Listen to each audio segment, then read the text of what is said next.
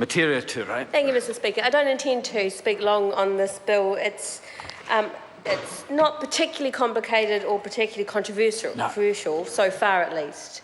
But when we get to select committee, Order. Sorry, I didn't make myself clear. I think there had been previous discussion about the New Zealand flag at the Business Committee, and while not all of us will agree with the conclusion the committee came to, I think that those have been displayed for some time, and I have not made a ruling as to the New Zealand flags. That's right. Thank you. Materia Ture, time starting again. Thank you, Mr. Speaker. But there will be issues that come to Māori Affairs Select Committee, and I look forward to hearing the submissions from those who are involved, particularly the beneficiaries, and particularly looking at two of the questions that have been raised by other members on that committee.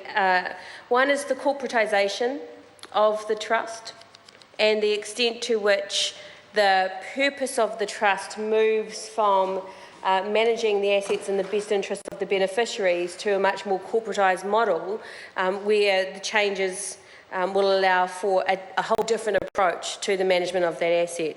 And I don't think that is a small change. I think that is quite a significant one. It may well be supported by the trustees and possibly by most of the beneficiaries. We're yet to find out. But that will be one of the questions that I will be looking for advice on from submitters about whether that new kind of structure will be in the best interests of everyone. The whānau, this is an old whānau trust that's been running for a long, long time, and we all know, anybody who's been involved with Māori land, how difficult it is to manage the assets that a trust like this might have, and there's hundreds of them around the country, to be able to maximise the opportunity that those assets have while retaining the land in Māori ownership and protecting it from sale, because of course that is always the risk. That is why these organisations are, these kinds of structures are set up. So the corporatisation of the trust is a concern, and we'll be looking for more information about that. And related to that is the change in the status of land under the trust. And as I understand it, Maori freehold land will become general land as a result of this legislation.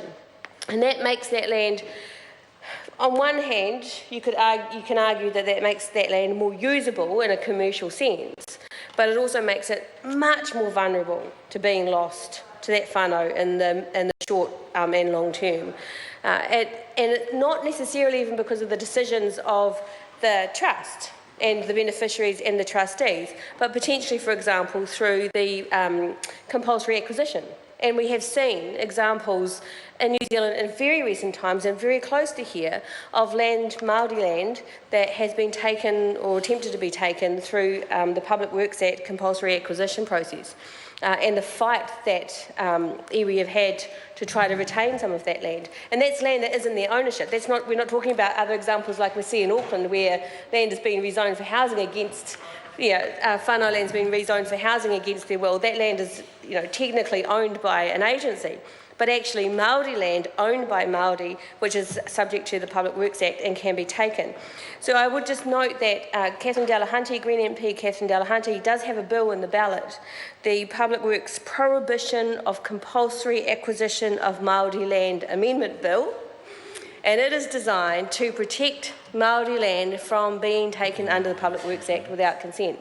Now, just as an example, should this bill pass with the current provisions that transfers Māori freehold land into general land, that land is then available to be taken without the consent of the owners under the Public Works Act.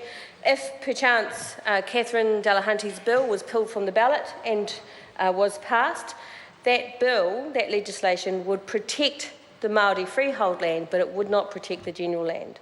So, there are real consequences, there are real issues around the protection of Māori land, and we see continued threats to Māori land, say through the Public Works Act compulsory acquisition process.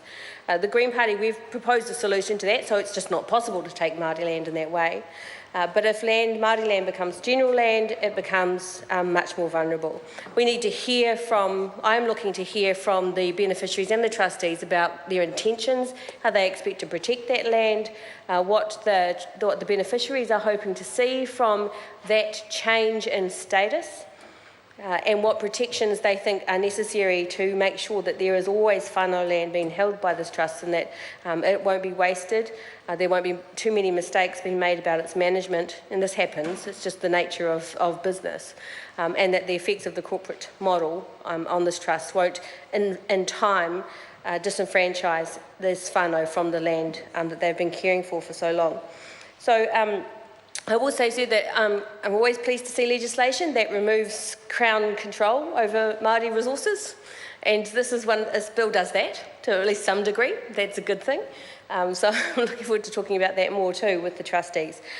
We are happy to support this bill to Select Committee, and I expect that if we hear good support from the trustees and particularly the beneficiaries about these provisions, it might be that there's a little bit of negotiation or change to the bill.